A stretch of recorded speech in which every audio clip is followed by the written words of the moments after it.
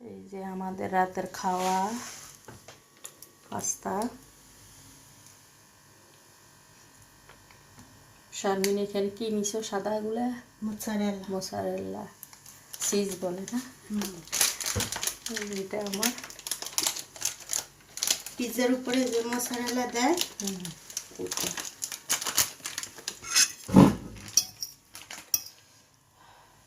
অনেক সুন্দর। এটা গরম দিলে স্টিকি স্টিকি হবে। ওকে,